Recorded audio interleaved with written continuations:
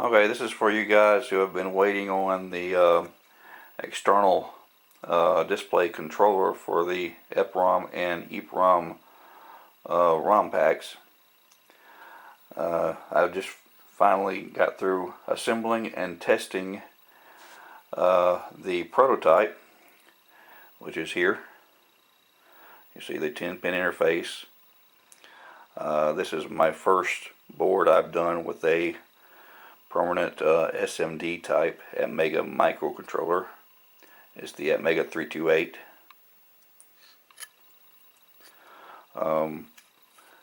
LCD module plugs in on the other side.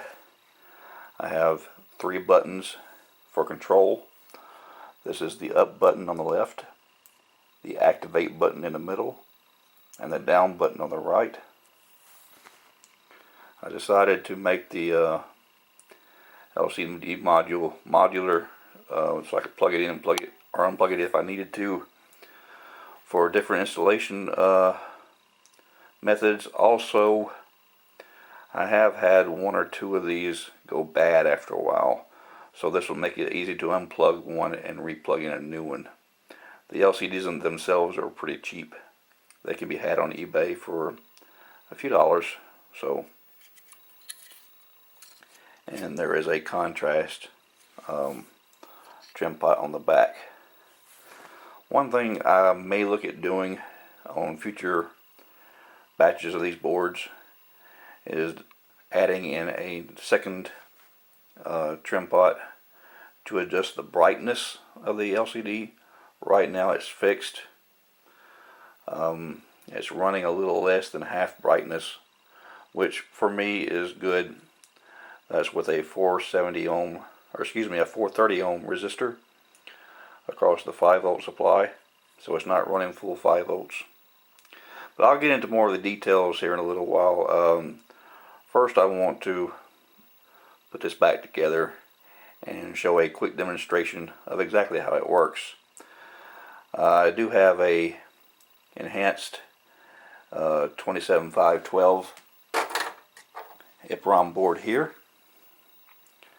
Multiple ROMs are loaded onto this, and notice the jumpers are off.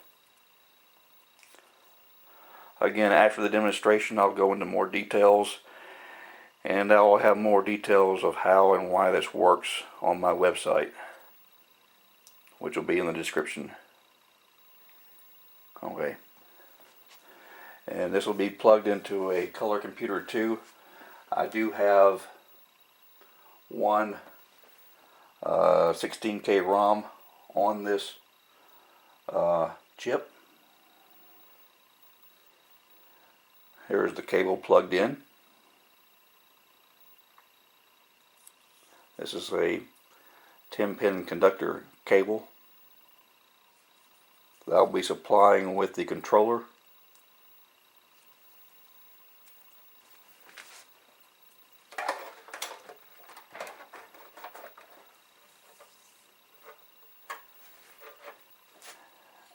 Again, here we have the display controller.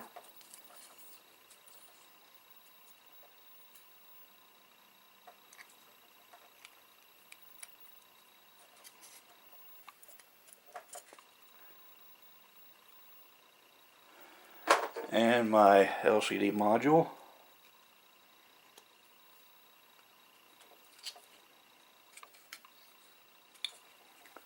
And we're set. So I have the LCD mounted, and now we'll turn on the color computer too, and it will boot the default ROM.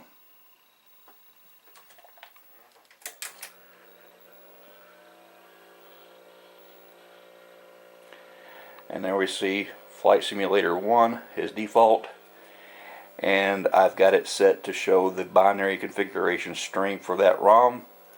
Basically, the first 0 is whether or not digital 13 is enabled, simulating a jumper.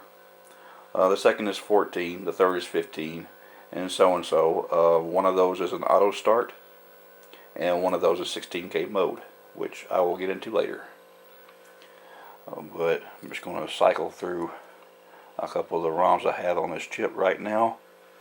Let's go back to, this is drive wire 3 boot, and I'll hit deactivate. And there's attempting to boot, but of course there's no drive wire set up right now, so that's failing. Let me go down to, this is HDB DOS 1.4 standard 8K. Activate. There, that has booted. Here is hard disk basic DOS 1.4 16K.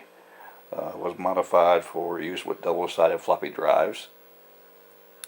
Activate. And we get the extra startup messages there about that.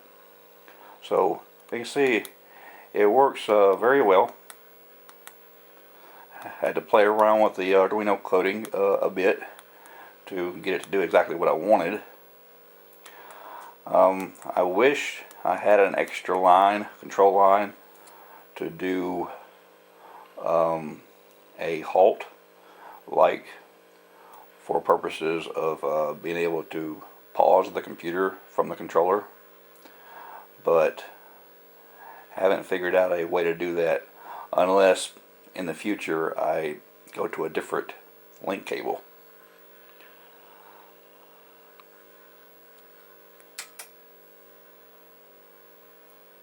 Now when I'm changing ROMs, the screen comes on, the backlight does, for a minute while I'm going through the buttons, and whatever ROM is active after the 60 seconds has expired, that becomes the new default.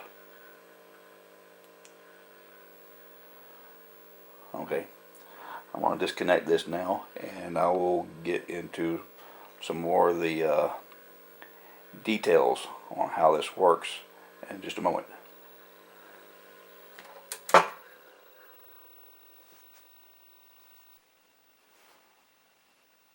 Okay, this is just some extra technical information on the controller board and the interface. This is not really necessary for normal operation. It's just for those who wish to have a little bit more information on what's going on so they can understand.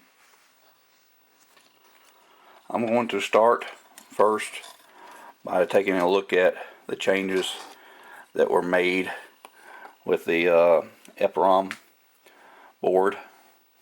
For those who have used the boards in the past, you would remember that there were jumpers to select different address lines, 13, 14, etc., 16K. There was a jumper position for on or off. In order to simplify the circuit for the needs of the control interface, I had to reduce those signals. This also had the benefit of simplifying the jumpers themselves for those who are trying to mount these in cases and wire up switches instead of using jumpers. So basically what has happened is the 1 position has been eliminated and has been replaced with pull-up resistors, which are actually underneath the EEPROM housing, little SMD resistors. So when you do not jumper the address jumpers to 0, they are automatically set to 1.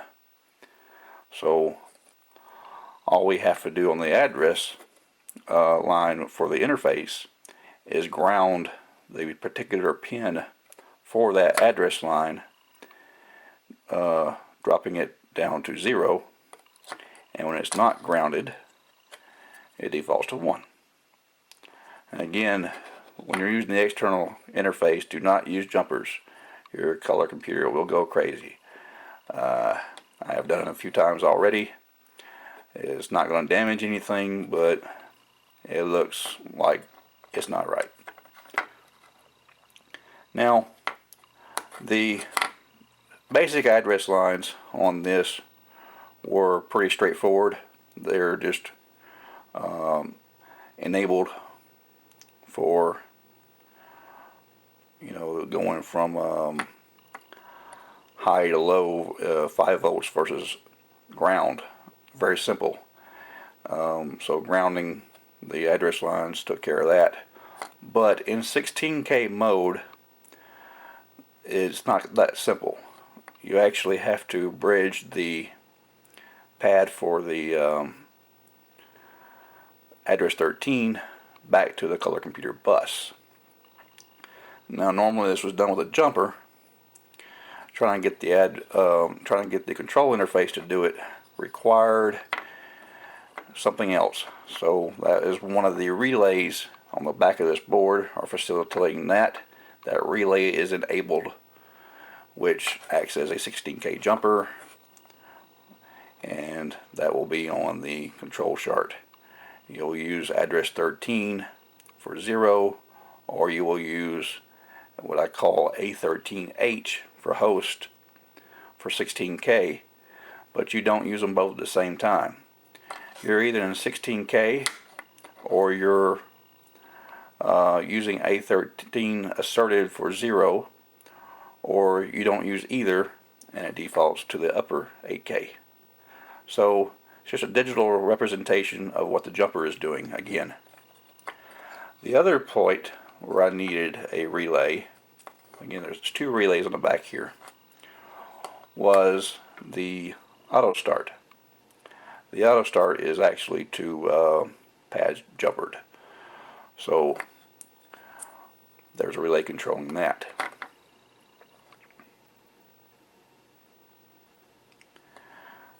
There is a ground for the reset too, which is temporarily enabled when you activate a ROM.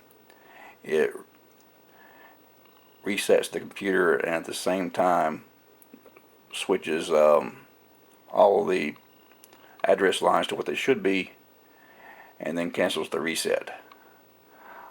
You can encode in the control bytes, which you will find on the website, whether or not you wish to enable the auto start. When the auto start is enabled, it's only enabled for a short period of time. In my software right now, I have it set to less than half of a second. That seems to be enough for everything. And there are some HDB DOS ROMs and others that if you leave the auto start started indefinitely, it goes into a secondary reboot. I'm not sure the exact technical term for it, but the auto start jumper in those situations will cause problems. So when the auto start is used, it is done so temporarily. This all takes place in, like I said, about half a second, as you saw in the video before. I'm going to go into the control interface. This is a pre-built cable. Get them on DigiKey. I can post links if anybody's interested for the cables by themselves, but I will be including the cable with the control interface, not with the EEPROM packs, but with the control interface. When you plug these in, the cable itself is not keyed. It will go in both ways. If you plug it in incorrectly between the EEPROM pack and the display module will not activate. It will not damage it. It just will not activate. Because what happens is the voltage is going through different pins, which are going into transistors. I'll get to those later. And they're stopping there instead of going where they're supposed to go. But the control interface is about 3 feet long, I believe. Plenty of length of cable to mount close to the color computer. Now, getting back to the new external controller module, which here I have the LCD unplugged, and they just plug together like so. There are holes in both boards if you want to insert standoffs. I may actually get a hold of some standoffs and pre-install them before sending them out. For those who will want to install this in an external case, you may want to use different buttons. Let me know, and I will just not install these buttons and include them separately if you want to do that. Basically what we have here is an Atmega 328 16 megahertz 32K microcontroller. Pretty much an Arduino, and as a matter of fact I use the Arduino IDE to write the code for this. There is a FTDI interface on board to allow reflashing the chip as you change your ROM layouts. In the future I may investigate the cost and expense, time wise and money wise, on putting in an SD card to load ROM information off of that, but for right now it's hard coded into the what they call sketches. It's the Arduino programs. The ROM information on which bank is what settings are required is all hard coded, but it's not really difficult to follow. If you want to grab a copy of the code and reflash this, you're more than welcome. Basically you just describe the title of the ROM for each bank, and there is a bytecode 0 to 127 that is a binary equivalent of the configuration table, 7 bits, 13, 14, 15, 16, address line 17, A13 host, auto start. There's 7 bits that are encoded into that byte, and I will show how that's calculated so you can put those in. I may even write a little application to help create the multi-bank ROMs and have it generate the code for you. That's something I've been wanting to do, so I will probably end up doing that. As far as the control over the address line, as I said, most of the lines have to be grounded. So what it's actually doing is using a series of tiny PNP transistors. When they are turned on by the microcontroller, they ground that particular signal. Even for the two that use the relays, they just complete the ground there as well. So hardware wise it's pretty simple, and the software is not really that difficult either. I'm sure there'll be people out there who can work out a lot more fancier versions of the code and enhancements than what I've done.